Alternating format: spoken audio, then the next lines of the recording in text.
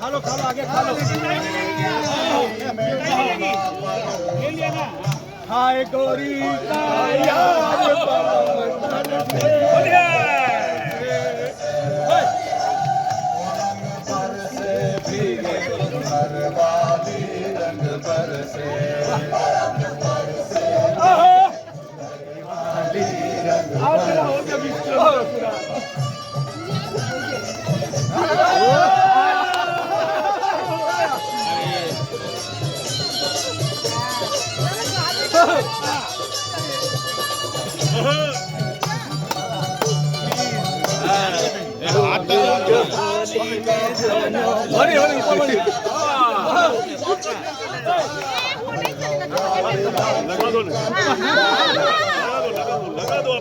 का लगा ही दो डरो मत लगा दो हाथ डाउन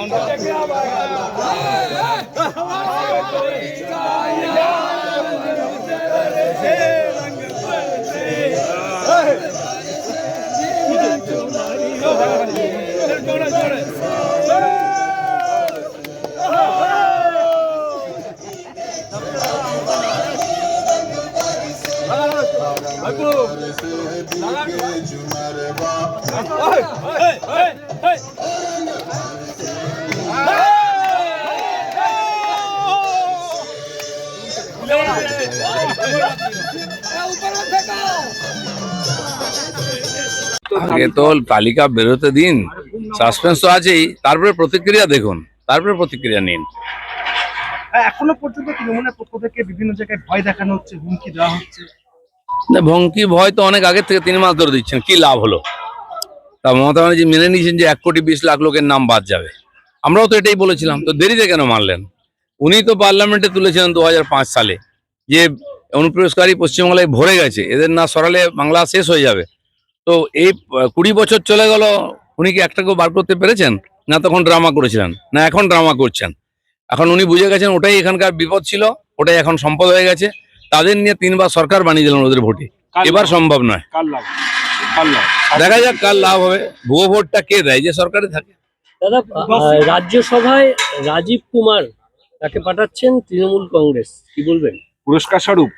শুনুন, যে শহীদ দিবস ওনারা পালন করে 21 জুলাই, সেই শহীদ দিবসের যারা নায়ক, যারা গুলি চালিয়েছিলেন, তাদেরকে উনি এমএলএ করেছেন, মন্ত্রী করেছেন।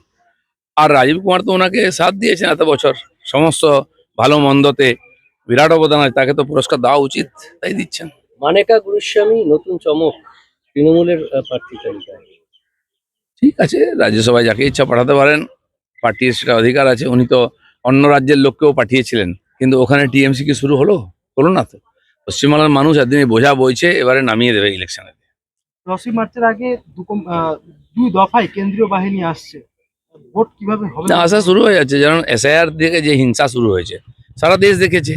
ওনারা যে চালাকিটা করেছিলেন যে কোর্টে জিনিসটাকে আটকাবেন, আদালতও দেখছে পশ্চিমবাংলায় কি চলছে। সেজন্য নির্বাচন কমিশন, আদালত, এদের কাছে একটা চ্যালেঞ্জ এখানে বিশুদ্ধ ভোটার লিস্ট তৈরি করে শান্তিপূর্ণ নির্বাচন করা। আর সেটা এবারে হবে, কারণ পশ্চিমবাংলার লোকও এটাই চাইছেন। তৃণমূল 4 জন প্রার্থীর নামই ঘোষণা করে দিয়েছে, আপনার মানে বিজেপির প্রার্থীও কি খুব শীঘ্রই হয়ে যাবে? সবই প্রসেসের মধ্যে আছে, ভোটের আগেই সব হয়ে যাবে। 48 ঘন্টা তো অতিক্রান্ত হয়ে গেল, হাওড়ায় পিলখানায় ব্যবসায়ী কোনো গ্রেপ্তার হয়নি এখনো পর্যন্ত। হারুন 48 ঘন্টা দেখছেন আপনি? 48 দিন, মাস চলে গেল, কতজন অপরাধী ধরা পড়েছে? আমাদের পার্টির 251 জন লোককে খুন করা হয়েছিল, আমরা কেসও করেছি, কজন সাজা পেয়েছে? পুলিশ তো এফআইআর নিতে চায় না। তো এই জন্য এখানে কোনো ন্যায় পাওয়ার অধিকার আশা নেই।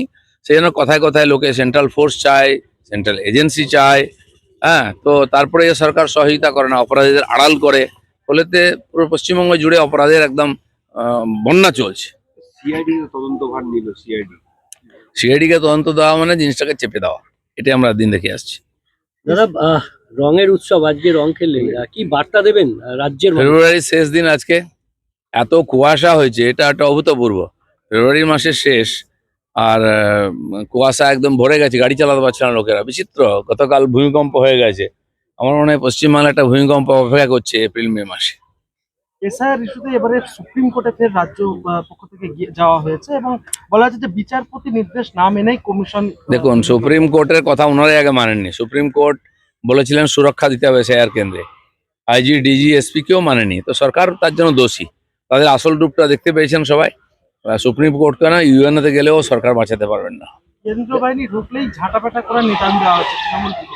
না, এসব ডায়লগ পুরনো হয়ে গেছে। এসআইআর আগে নেতারা বলেছিলেন যে বিজেপির লোকদের কাছে বেঁধে দাও, যে বিএলও আসবে তার হাত কেটে দাও, করতে দেবো না, রক্তগঙ্গা বইয়ে দেবো। কি করতে পেরেছেন? এসব ফাঁকা আওয়াজ। টিএমসির কোনো দম নেই। কটা গুন্ডা আর কটা চমচা পুলিশ অফিসার নিয়ে ইলেকশন জেতার চেষ্টা করছে, ওটা সম্ভব নয়। দোল আর হোলির শুভেচ্ছা রাজ্যবাসীকে, কি বলবেন?